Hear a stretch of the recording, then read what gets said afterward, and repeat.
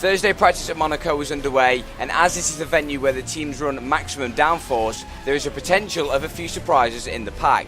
Two teams in particular shone through. Williams were looking very dangerous. Sitting in second in the Constructors and Drivers' Championships, they are pushing to catch McLaren and they looked very rapid. Even though McLaren are still right up there, Williams are easily just behind, if not on par with them this weekend, and are aiming for the race win. Secondly, Toyota were also looking very strong, bringing some substantial upgrades for this race. They were looking to really break the podium this weekend and top the final practice session right before qualifying, with Ferrari also looking right on the pace as well. Now let's move into the most crucial qualifying session of the season, and let's see who comes out with pole position in Monaco.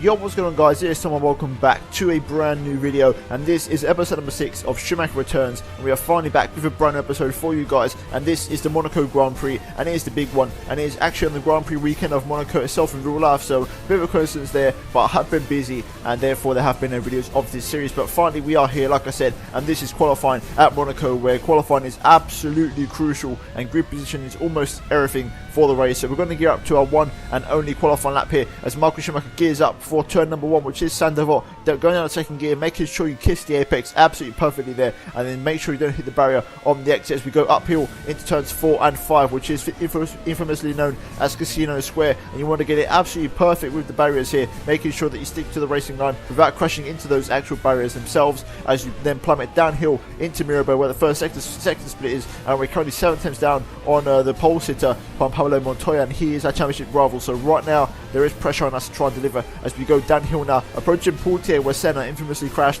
on the left hand side there from the race here in 1988. As we now go into the tunnel where it gets all dark on you, all of a sudden they have to negotiate this right hander, and then you come out into the daylight and you've got to slow it all down straight away for the Nouvelle chicane, taking it nice and easy there, making sure that you don't clip any of the barriers and make sure you don't spin your car. As we now get on the power again, throttle square on the throttle through to back now, down the third gear, making sure you get it absolutely perfect for the sweep and pull chicane section, which is a left right, and then you go into a right left. So there's two different variations of the chicane there as we come up to the penultimate corner here, making sure you get it absolutely perfect for a Rascas, making sure you get the double apex right hander perfect as we go into Anthony Nose, which is the final corner. Then get on the power as soon as you can, power through the gears, go across the line, and let's see what this lap is from Michael Schumacher, and it's going to be P3 by the look of it. So a very decent lap there from Schumi, and P3 is a very good qualifying position for him for the race. And track by Ferrari haven't really gone this well in practice, and that has really been a bit of an upset, and I think the team and the fans were very proud of that one as we look at the final qualifying order with Montoya and Sato on the front row of the grid, with Hartfeld accompanying Michael Schumacher on the second row, with Fisichella in 5th,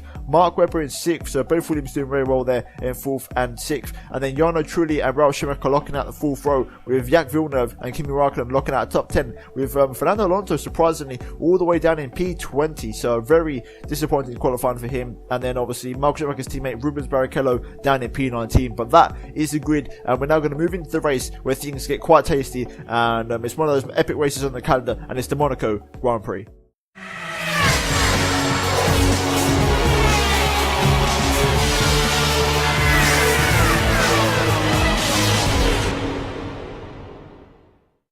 So here we are then for the race, and this is the Monaco Grand Prix, and this is where things get really tasty as we gear up to the 4 red lights. Montoya's on pole position, and Michael Schumacher is in 3rd place as the red lights come on now, and the race is underway here. Schumacher gets an absolutely incredible start off the line, instantly getting past Takuma Sato way before turn 1, and he's going to get himself up in the 2nd place already, so a fantastic start there from Michael Schumacher. But Nick Heidfeld has an absolutely incredible start as well, and he's actually going to pass Schumacher there for 2nd place. So Nick Heidfeld with an absolute stormer of a start from 4th place on the grid, and he actually overtakes his German compatriot Michael Schumacher there. So a very good start there from Nick Heidfeld, and one-upping his German team, or not what German teammate, his German national colleague Michael Schumacher there. So a very good start from him there. Michael's got a sent to this race in 3rd position for now, but as you can see, looking in the bottom left-hand corner of your screen, Michael is going to crank up the engine now as he's trying to get past Nick Heidfeld, because Juan Pablo Montoya is getting away at the front. So Michael is trying to pick up some slipstream here on Heidfeld. Is he going to go for the dive into the Nouvelle chicane? No, he's not. He's going to hold back for now and wait until later on, but almost almost the last gasp effort there from Michael Schumacher, very late on the brakes,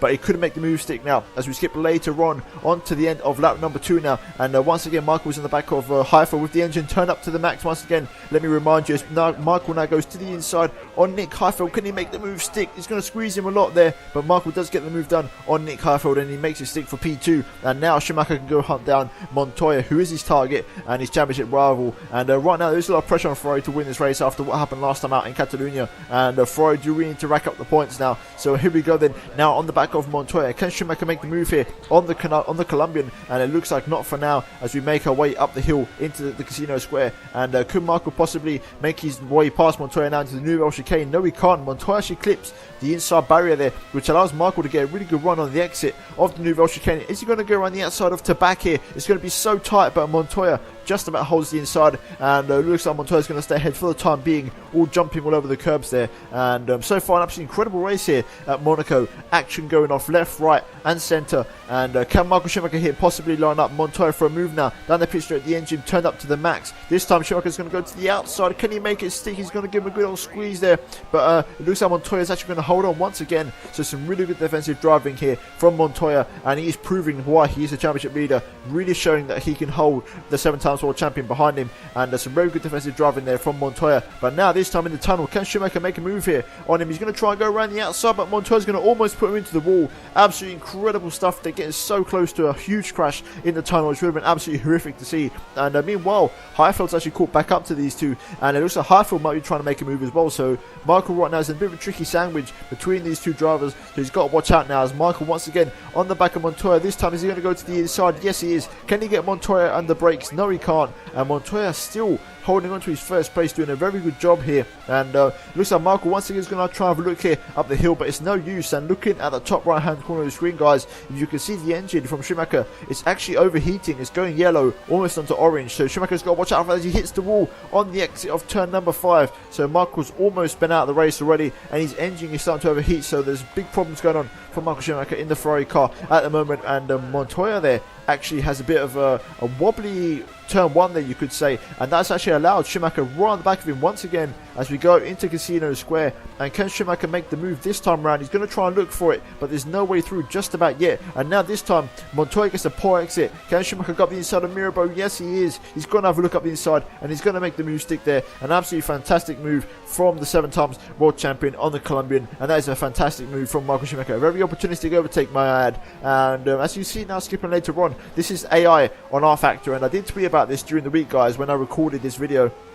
And I was debating skipping this video because, as you can see, the AI are not very good around here, and this is one of the reasons why the blue flag AI cars are really tough to overtake, and they're not slowing down at all to let me through, and it was causing me massive problems at the time. And just resuming back into video mode, as you can see, Michael's engine is absolutely overheating like hell right now behind Thiago Montero, I believe it is, on a rain car to kind, I'm not sure, but eventually Michael does get past him up the inside of Mirabeau just about, and it was actually a rain car to car in there. And Schumacher does get the move done on him eventually after like 3 laps, but then again the Jordan launches straight back up the inside of Lowe's hairpin for some reason, which was absolutely pointless, which is actually really putting Schumacher on the back foot here. And Montoya and Heifeld are hunting Schumacher down as Michael's trying to get past the Jordan here, but now Michael's slowing down for some reason. And what's going on here? Michael's slowing down for some reason. Has his engine gone? The engine's just gone.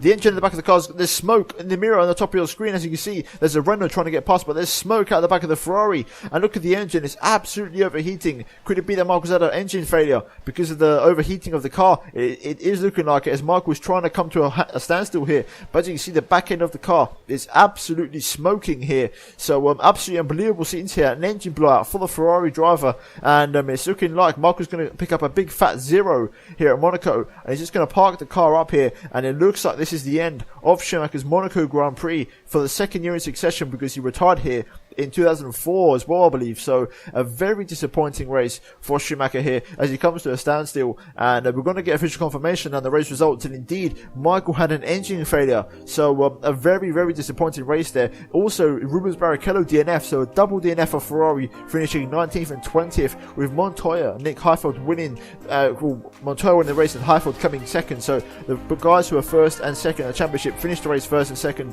to extend their respective lead in the championship, with Mark Webber taking looking at the third place and final spot of the podium. And what that means for the driver's standings is now Michael is in third, but only by the skin of his teeth, with Giancarlo Fisichella all over him now, really starting to get some momentum in that Renault team. And meanwhile, Montoya and Hartford up front are really just walking away with it, and it is not looking good for Michael Schumacher here in pursuit of his 8th world title. And looking at the second half of the table real quick, we're going to see that Ralf Schumacher's actually dropped down to the second half of the table, because Kimi Raikkonen is also starting to get a few points, and Barrichello is still there on 4 points for Ferrari. So not a good job for Ferrari this race, some very, very disappointing points, and the team are going to have to go back to the drawing board and really come back stronger for Canada, which I believe is the next race. But looking at the constructor standings, McLaren and Williams are walking away with it at the front, with then Renault and Honda equal on 31, and then it's Ferrari dropping back down to 5th place in the Constructors' Championship. But nevertheless, guys, hopefully you have enjoyed this video. I was debating whether to do this video or not, because I was having a lot of problems with the AI, and they kept on crashing all the time, and it was really, really infuriating, and they were also very, very dangerous. But eventually I did get the race done more or less, and hopefully you guys can appreciate it. And if you have, then please do smash that like button, and if you're new around here, please be sure to subscribe to my channel.